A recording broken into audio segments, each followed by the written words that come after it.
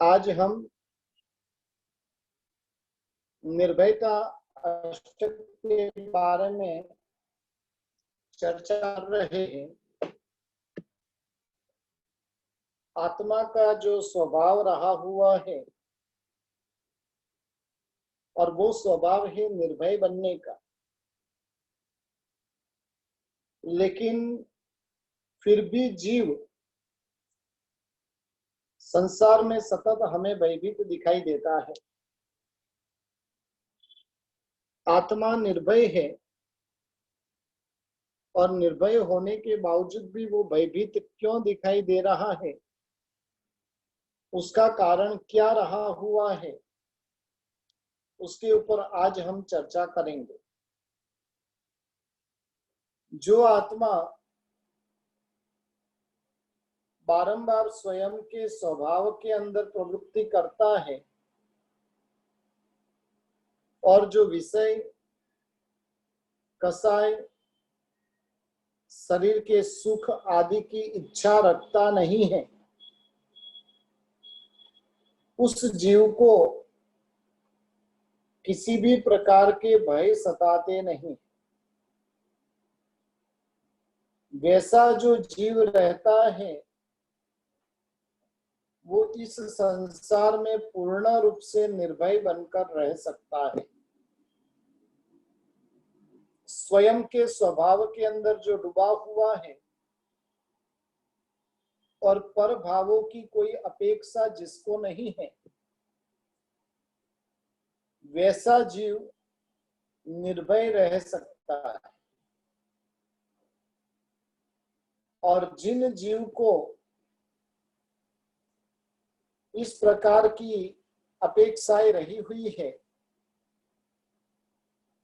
उद्गल के सुख को, शरीर के सुखों को प्राप्त करने के बारंबार जिनके भीतर में इच्छाएं प्रकट होती है, वो जीव इस संसार में भयभीत है। अग्नि जैसे ईंधन को जलाकर राख कर देती है, उसी प्रकार से भय भी आत्मा के आनंद को जलाकर भस्मीभूत कर देता है। जैन दर्शन के अंदर 7 प्रकार के भय बताने में आए हैं। यह लोक भय, परलोक भय,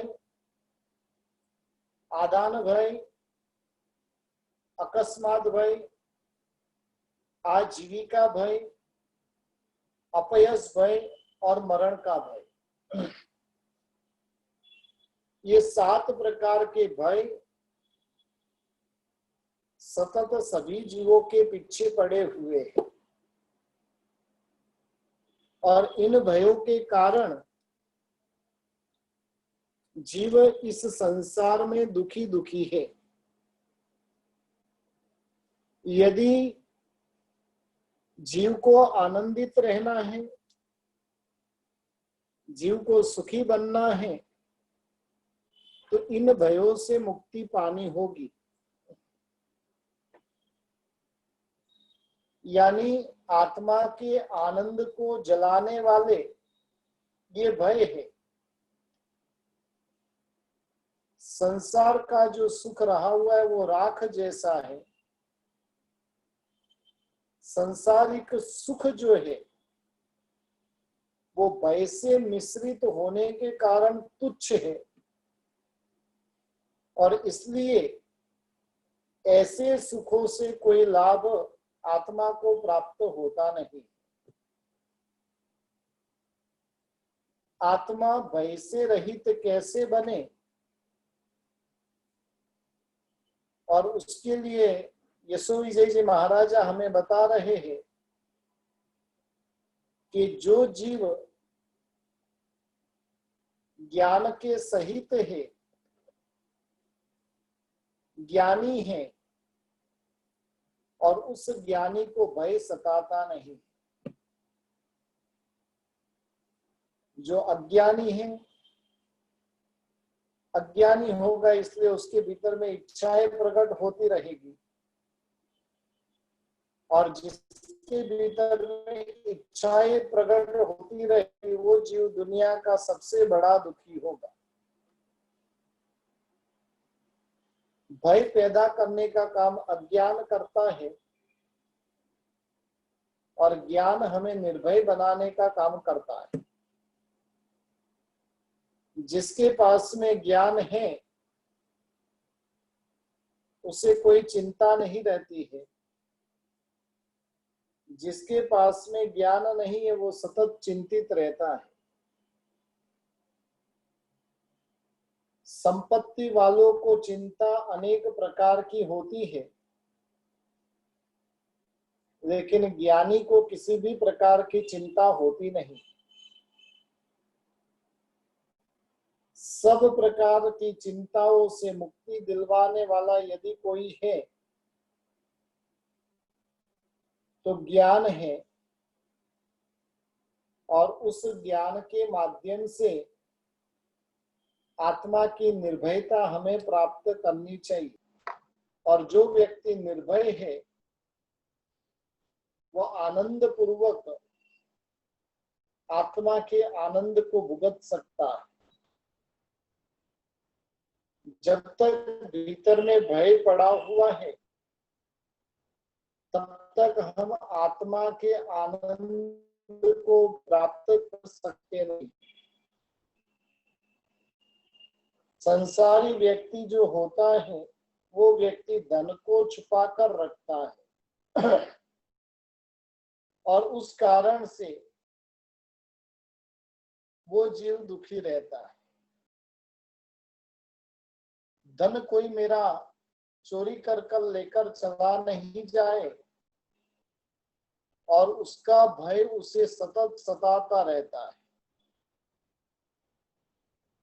किसी के पास में संपत्ति रखी हुई है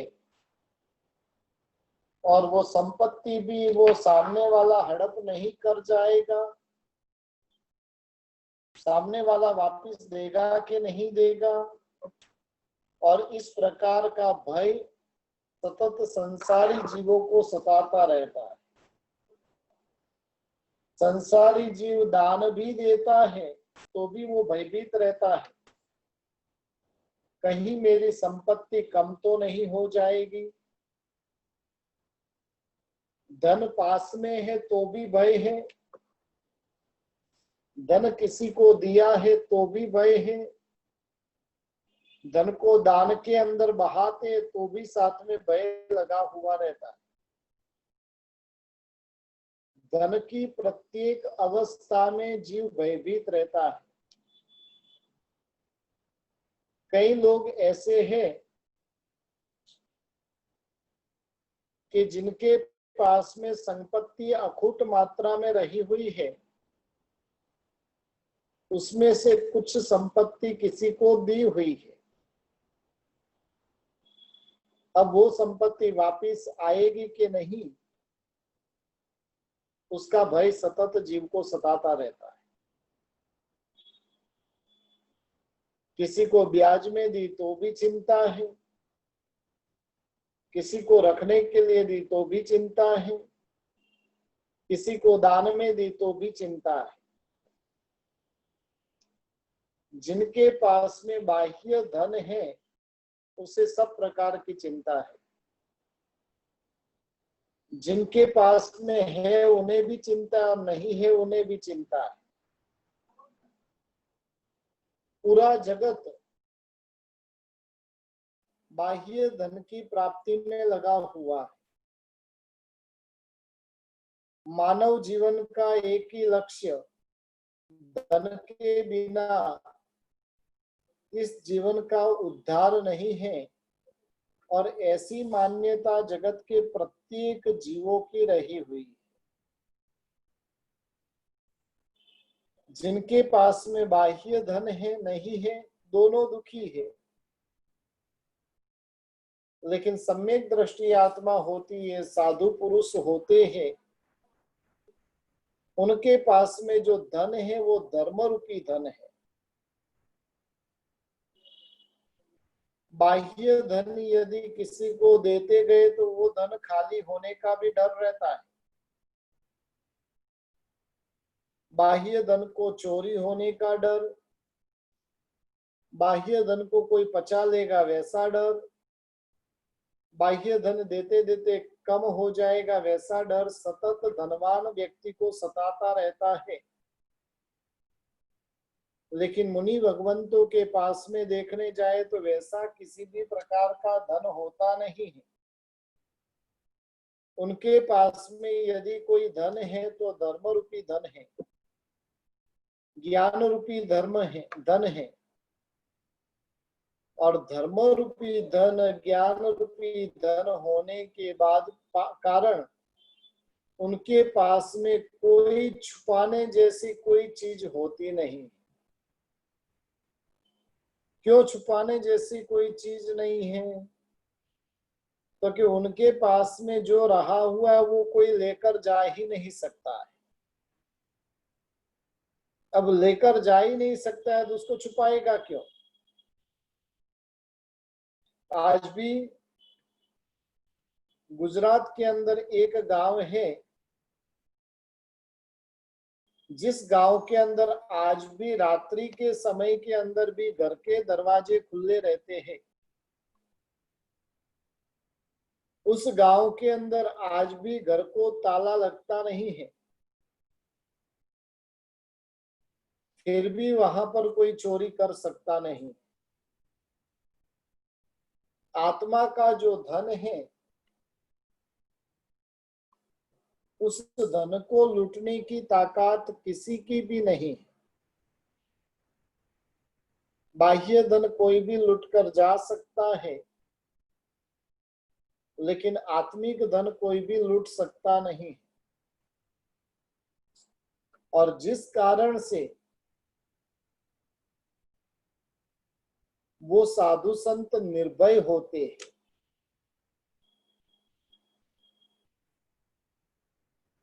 जिनके पास में धर्म रूपी धन है, जिनके पास में ज्ञान रूपी धन है, वो धन जैसे जैसे दूसरों को देते जाएगा वैसे वैसे उसके धन की अभिवृद्धि होती जाएगी। बाहर का धन देने पर कम हो सकता है, आत्मा का धन देने पर भी कम होता नहीं। और जिस कारण से साधु को किसी भी प्रकार का भय होता नहीं। आगे जाकर बता रहे कि सैन्य के आगे भाग में रहे हुए हाथी की पीठ के ऊपर बैठे हुए जो सैनिक होता है, सेनापति होता है, और उसके हाथ में तीक्ष्ण शस्त्र रहा हुआ है, और तीक्ष्ण शस्त्र होने के कारण हाथी जो है दुश्मन के सैन्य से डरता नहीं है। उसी प्रकार से साधु के पास में शुद्ध ज्ञान रूपी शस्त्र होता है, और जिसके पास में शुद्ध ज्ञान रूपी शस्त्र है वो साधु की मोह की सेना के सामने युद्ध करता है। जिनके पास में ज्ञान शस्त्र है उसे कितने भी उपसर्ग आए, परिसह आए, शरीर को पीड़ा होवे, कुछ भी हो जाए, लेकिन वो प्रतिकूलता के अंदर भी भयभीत होता नहीं है। उसका उत्साह सच्ची ज्ञान दशा होने के कारण ऐसी परिस्थिति में डबल डबल होता जाता है। जैसे ही कोई परिसह आ गया साधु सावधान हो जाता है, और सावधान होकर डबल उत्साह के साथ में उन कर्मों के सामने संघर्ष करने लगता है, उन प्रतिकूलताओं का डटकर सामना करता है। इसलिए साधु के पास में ज्ञान रूपी शस्त्र है, और जिनके हाथ में ज्ञान रूपी शस्त्र है उन्हें किसी का डर होता नहीं। जरूर धन रूपी शस्त्र होता है तो वो सतत भयभीत होता है, लेकिन ज्ञान रूपी शस्त्र तो सतत निर्भयता प्रदान करता है। चंदन के वन में चंदन के वृक्ष के ऊपर सर्प रहे हुए रहते हैं, और सर्प होने के कारण वहां से चंदन कोई ले सकता नहीं है। लेकिन जैसे ही मोर वहां पर आता है, मोर का वहां पर टौकार होता है,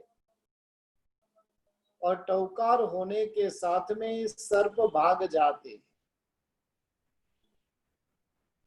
जिसको चंदन चाहिए वो चंदन लेता है, चंदन लेकर बेचकर उससे संपत्ति पाकर वो सुखी बनता है।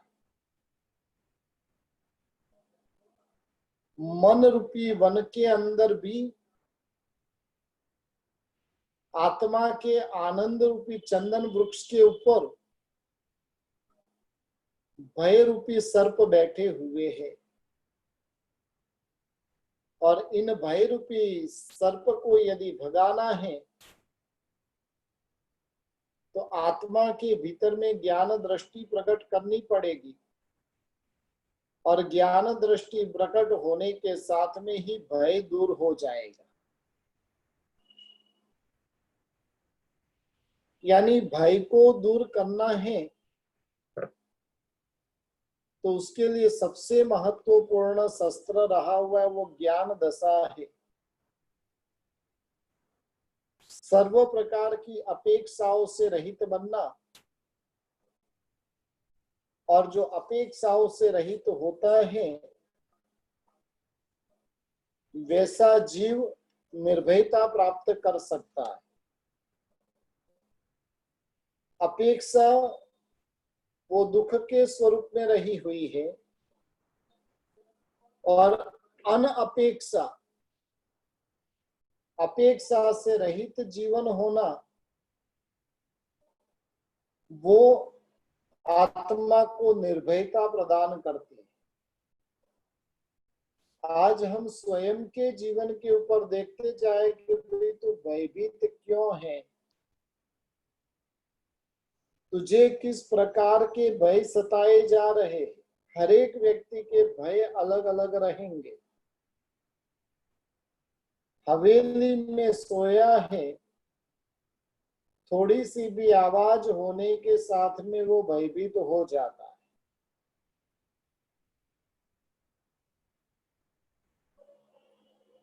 करोड़ों की संपत्ति उसके पास में रही हुई है, लेकिन चोर को देखने के साथ में वो भयभीत हो जाता है। ऐसे ऐसे सुख के साधन उसके पास में रहे हुए हैं, और सुख के साधन रहने पर भी वो भयभीत है। क्यों भयभीत है? उसे सतत चिंता खाई जा रही है, कहीं कहीं मेरा सुख चला नहीं जाएगा, कहीं मेरा सुख कोई छीन तो नहीं लेगा, आज जो सुख है वो सुख कल प्राप्त होगा कि नहीं। और इस प्रकार से अनेक प्रकार के भय जीव को इस संसार में सता रहे। निर्भय बनना है तो ज्ञान दशा को हम प्राप्त कर लेवे। ज्ञान दशा को जो प्राप्त कर लेगा वो जीव निर्भय बने बिना रहता नहीं। निर्भयता अष्टक के बाद में आगे का अष्टक रहा हुआ है कि स्वयं की प्रशंसा कभी नहीं करना। स्वयं की प्रशंसा करने वाला व्यक्ति जगत में सबसे बड़ा दुखी होता है। ज्ञान, दर्शन, त्याग, वैराग्य, ये सभी आत्मा के गुण रहे हुए, और ये गुण जो मेरे भीतर में है वो बहुत ही अल्प मात्रा में मेरे भीतर में रहे हुए, और जब वो अल्पता के दर्शन होंगे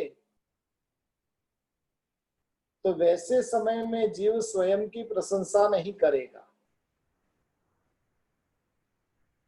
जीव को जब उसमें परिपूर्णता के दर्शन होते हैं तब वो सतत स्वयं की प्रशंसा करता रहता है, और स्वयं ही स्वयं की प्रशंसा करना वो तो बहुत बड़ी मूर्खामी। दूसरे यदि प्रशंसा करते हैं तो वो हमारे लिए गौरव का विषय है, लेकिन स्वयं ही स्वयं की प्रशंसा करना वो तो बहुत बड़ी मूर्खामी।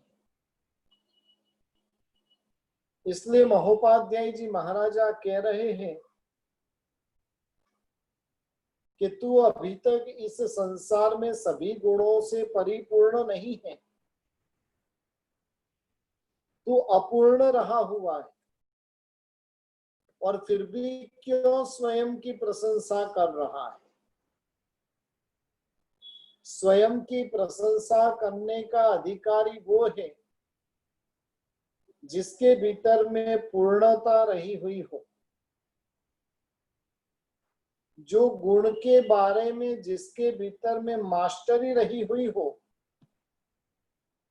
वो स्वयं की प्रशंसा कर सकता है। लेकिन तेरे भीतर में तो प्रशंसा करने जैसा कुछ है ही नहीं। तेरे से भी बड़े, तेरे से भी महान इस संसार में अनेक जीव रहे हुए, और फिर भी तू क्यों प्रशंसा कर रहा है। यदि तुझे प्रशंसा करने की इच्छा होती है तो अन्य की प्रशंसा कर। एक चीज ध्यान रखिए कि स्वयं के सुकृतों को कभी भी प्रकाशित नहीं करना चाहिए,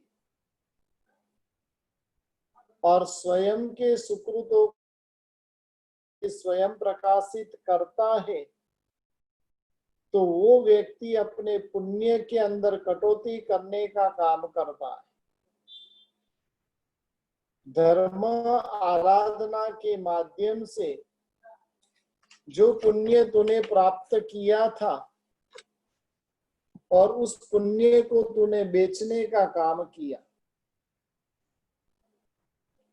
जैसे स्वयं के पास में रही हुई कोई अमूल्य चीज रहे तो उसे हम दिखाते फिरते नहीं हैं, लेकिन छुपा कर रखते, बाजू वाले को भी पता नहीं चलने देवे और उस प्रकार से उसे छुपा कर रखते हैं। उसी प्रकार से तेरे जीवन के जो सुकृत है उन सुकृतों को भी तुझे छुपा कर रखना है। और रत्न वगैरह जैसे सबको बताए जाते नहीं है, वैसे ही सुकृत भी बताने की बात नहीं है। सुकृत का आनंद लुटना है स्वयं को। सुकृत, स्वयं के सुकृत यदि अन्य को बताने जाएंगे तो स्वयं के भीतर में अहंकार प्रकट हुए बिना रहेगा नहीं। इसलिए स्वयं के सुकृत का आनंद स्वयं ही भीतर में लूटते रहना है।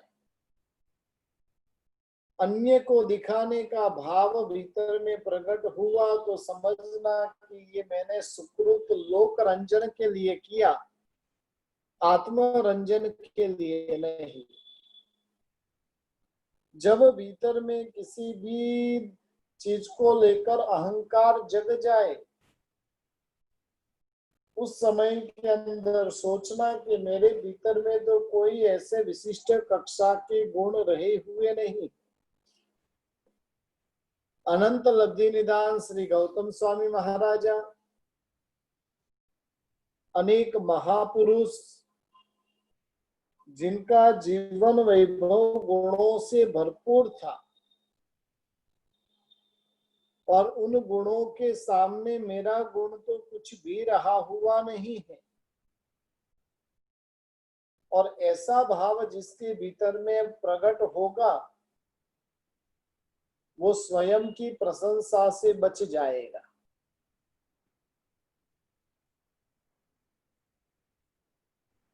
जब स्वयं की प्रशंसा करने जाते हैं तो जीव के भीतर में जो गुणों की मात्रा है वो धीरे धीरे कम होती जाती है, और उस गुण का स्थान अहंकार धारण कर लेता है। जीव के भीतर में अनादि काल से संस्कार पड़े हुए हैं स्व की प्रशंसा करने के, पर की निंदा करने के। जीव स्व की प्रशंसा करता रहता है, पर की निंदा करता रहता है, और ये दोनों करने के कारण स्व की प्रशंसा करने से वो अहंकार में मत्त हो जाता है, पर की निंदा करने के कारण उसके भीतर में दोषों का ढेर खड़ा हो जाता है। जैसे जो महान व्यक्ति होता है वो महानता का वर्णन कभी स्वयं के मुख से नहीं करता है, अन्य आकर उसकी प्रशंसा करे तो उसे कोई दिक्कत नहीं है, लेकिन स्वयं ही स्वयं की प्रशंसा करना वो तो सर्वथा अनुचित रहा हुआ। एक चीज ध्यान रखिए कि प्रशंसा करने का भाव भीतर में कब जगता है? जब व्यक्ति अपने आप को कुछ विशिष्ट मानता है, जब व्यक्ति अपने आप को महान मानता है, और तब उस व्यक्ति के अंदर स्वयं के प्रशंसा करने के भाव प्रकट होते। हकीकत में उद्गल के परिणामों से आत्मा कभी महानती नहीं है। आत्मा महान बनेगी वो गुण वैभव से बनेगी, और जिसके भीतर में गुण वैभव प्रकट हो चुके हैं वैसा व्यक्ति कभी अहंकार करेगा नहीं, वैसा व्यक्ति कभी स्व की प्रशंसा करेगा नहीं। आत्मा के दो पर्याय रहे हुए हैं, शुद्ध पर्याय और अशुद्ध पर्याय। आत्मा के शुद्ध पर्याय तो सब आत्मा के अंदर समान पड़े हुए हैं। महामुनि भगवंतों को ये शुद्ध पर्याय के कारण अपनी जात कुछ विशेष दिखती नहीं है। जो सबके पास में है और वो मेरे पास है, सबके पास है वो मेरे पास है, तो मैं प्रशंसा करूं तो किसकी प्रशंसा करूं? और इसलिए स्वयं की प्रशंसा से बचते रहने का प्रयत्न करना चाहिए। जिसके भीतर में अधूरास होती है, अधूरापन होता है, वो व्यक्ति स्व की प्रशंसा करता है। जो व्यक्ति परिपूर्ण बन जाता है वो कभी स्व की प्रशंसा के अंदर लगता नहीं। हम जब स्व की प्रशंसा करने लगे तब समझना कि मेरे भीतर में अभी तक अधूरापन रहा हुआ है और अधूरेपन को दूर करना है तो पूर्णता को प्राप्त करने का प्रयास करते रहना पड़ेगा। स्व प्रशंसा से बचते हुए गुण वैभवों को सतत प्रकट करने का प्रयत्न करते रहना पड़ेगा। दुनिया में कई जीव ऐसे महत्वाकांक्षी जीव होते हैं जो निरंतर अपनी प्रशंसा के मद में ही जीते हैं।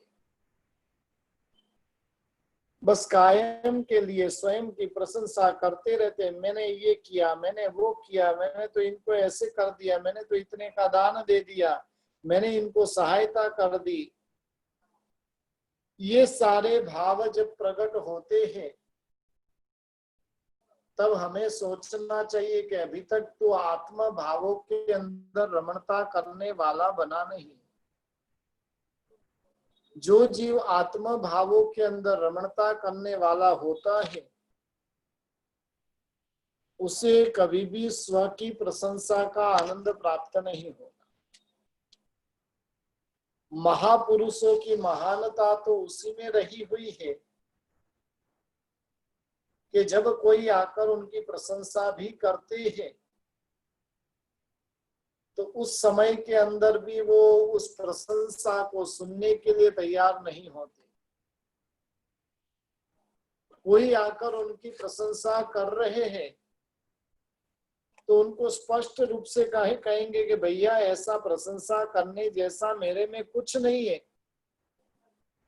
मेरे से तो कई जीव इस जगत में विशेष सत्व के धारक, मेरे से तो कई गुणा महान लोग इस दुनिया में हैं। और इस प्रकार का भाव जब प्रकट होगा तब जीव को किसी भी प्रकार की स्व प्रशंसा का भाव जगेगा नहीं। बस हमें निर्भयता प्राप्त करनी है और स्व प्रशंसा से निरंतर बचकर रहना है। तो आज इन 2 अष्टक के बारे में हमने संक्षेप में बातें की है। ज्ञान सार के एक एक अष्टक बहुत महत्वपूर्ण है और जिसके माध्यम से हम अपनी ज्ञान चेतना को जगाने का प्रयास करें। भावना परमात्मा कुछ भी कहने में आया हो इच्छा में